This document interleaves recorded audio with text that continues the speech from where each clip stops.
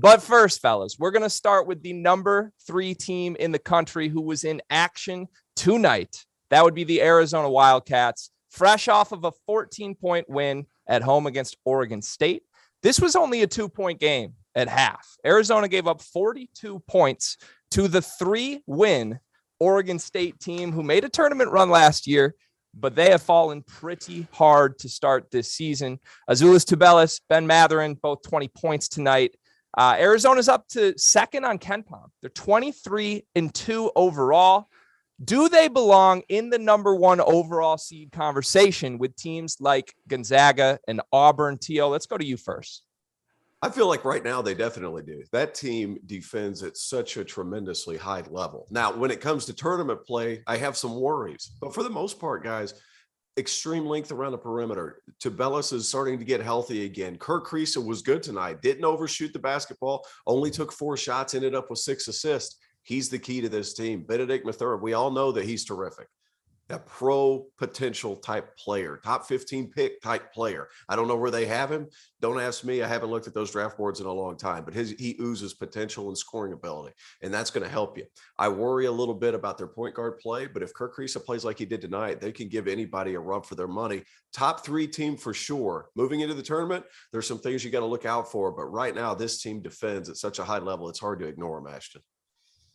Oh, for sure. Tommy Lloyd has his team playing really well at the right time as well. I think the key, like you said, T.O., Kirk Kriisa will be the key. He makes good decisions offensively, but he's been a little up and down shooting the ball. I think the more consistent he is, the better they can be. But you talk about talent level, Tubelis, Christian Coloco, even Dalen Terry, and then Ben Mathurin. He's a lottery pick in my book. I think these guys are top 5, easily a number 1 seed to me.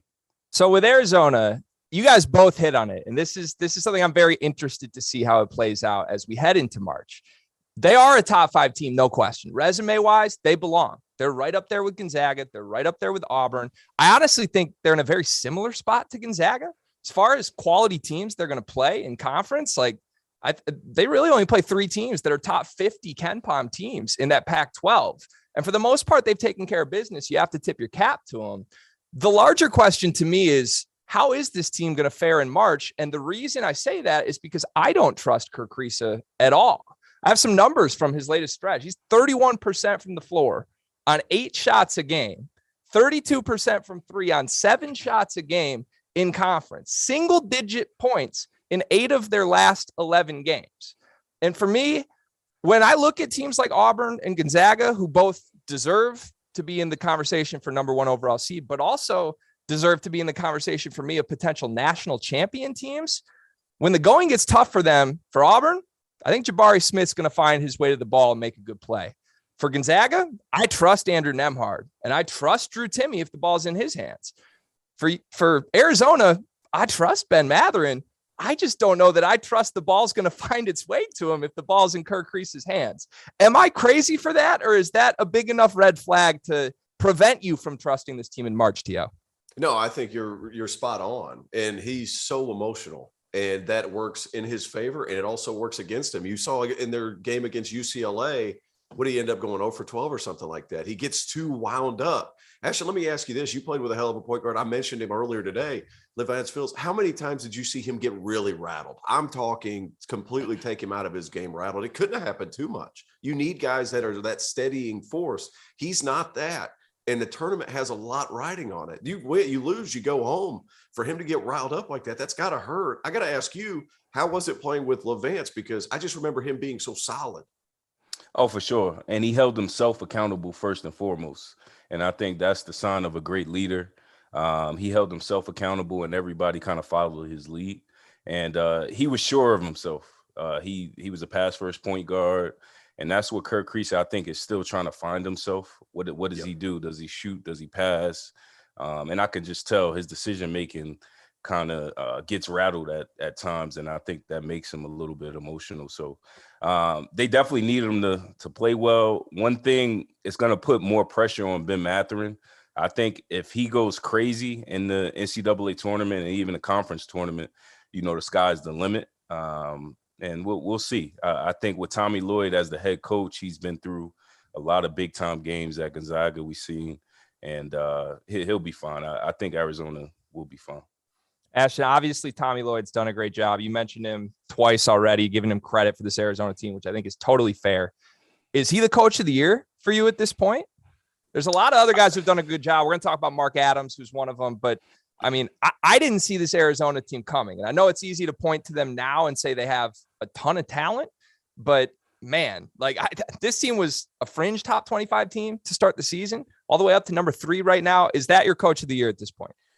I think it's either between him, Tommy Lloyd, and Ed Cooley. I think you look at the Providence Friars. I don't think anybody expected this in terms of being one of the top teams in the country, coming out of nowhere, and how hard they play, how consistent they are, how even keel, and how they play just under pressure. I think well composed, one of the hardest playing teams in the country as well. I would give it personally to Ed Cooley right now, but Tommy Lloyd is definitely deserving also. The cupboard wasn't bare when he got to Arizona. Let's be clear. It certainly wasn't bare. There's a lot of talent on that roster, and Koloko has taken yet another step of being one of the best rim protectors in college basketball. I think Tommy Lloyd deserves consideration, but at the same time, you got to look at what he walked into. It wasn't terrible. So here's my thing. I would go with Ed Cooley for all the same reasons that Ashton said, but another reason is he's doing all this. Were they 21-3? He's doing all this, and he doesn't have a player in his starting 5 that's a lock first team all Big East player. And a lot of coaching, when you're in a place like Providence, you're not going to get McDonald's All-Americans. What you have to do is you have to find the right puzzle pieces. He has found perfect puzzle pieces for that basketball team. They all fit perfectly around one another.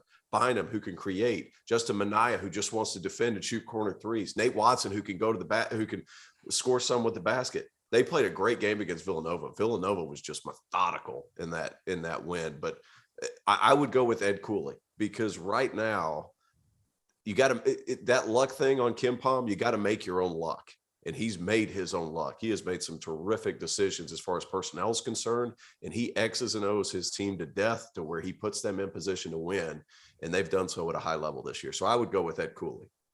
So in preparation for this show, I was looking back, trying to remember the last time that 2 of the top 3 title contenders were West Coast teams.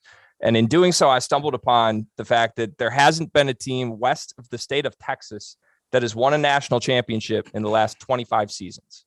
Now, you guys both played power conference ball at the highest level in very competitive conferences. But I'm curious, do you buy that conference play and the difficulty of your schedule plays a big factor in March success for a team like Gonzaga, or a team this year like Arizona, who's playing in a pretty down conference, as much as Bill Walton wants to call it the Conference of Champions? They're not getting tested night to night right now. Do you think that is going to matter when we get to the NCAA tournament? I don't think it matters. It matters a little bit, but at the same time, sometimes you get beat up. You look at the Big Ten, you look at the SEC, you look at the Big 12. Sometimes it can work in reverse in a sense. So some teams are definitely getting tested every night. Some aren't, but it gives you confidence. That's one thing as a player, and one thing as a team. The more confidence you have, especially going into conference tournament and March Madness, the more confidence you have individually and then collectively is huge at the right time. So it can work on both ends. I'm just a confidence guy. So the more you win, the more everybody's, confident, sure of themselves. They know their role, and the better chance you have heading into the NCAA tournament. Well, I agree with everything you say, but you look at the Big Ten last year, I'm not sure it was a fact of them beating each other up. I thought it was more of a fact of stylistically, it was tough for the Big Ten to adjust to playing a lot of smaller teams because you have these big traditional 5 men. But looking at Arizona right now, and what would hurt them really, how many true road games are they really going to be playing this year? There's 3 locks for the NCAA tournament: Arizona, UCLA, USC. We thought Oregon was getting close. No, sir. They turned everybody's cheek tonight. It did not look good the way they played. They just got out hustled, out efforted by everything at Arizona State. And I'm not saying that's an easy place to play, but talent wise, they were superior. So how many true road games? How many games have you needed to win in a hostile environment? In the NCAA tournament, while it's not a hostile environment, there's a pressure packed. And it's a different environment than what you're going to be in at home. And whenever you're going to play away games against teams that aren't very good, is that preparing you for what you have to go to moving forward? Gonzaga gets that preparation because they're going into a hornet's nest every night. So there's a reason they're in the second weekend of the tournament every single year for the past forever, because they've been in difficult situations. They're able to block out the noise. Arizona hasn't had that test, besides probably USC and probably UCLA. So you look moving forward, is that going to hurt them or is that going to help them? And in reverse order, you go to the SEC, you beat each other up. So there's never a correct answer, I think. Mm-hmm. Obviously, you want to play in a tougher conference because that would better gear you for tough competition. But at the same time, you also got to come in with confidence. It's a tough thing to balance. But I think moving forward, I think a big reason for nobody west of the Mississippi doing well is because you just aren't playing enough great competition consistently. And the population is just so much more on the East Coast. So you have more schools to play. Yeah. And to play devil's advocate with myself here, as I'm sitting here doubting Arizona's chances in March, to their credit, in the non-conference, they had a couple big road games. They got the win at Illinois, which now looks like a fantastic win. They went on the road to Tennessee, who's a team who is undefeated at home this season. So I think hopefully they'll take something from that. I'm sure that experience will help them if they do find themselves down in an NCAA tournament game in a raucous environment.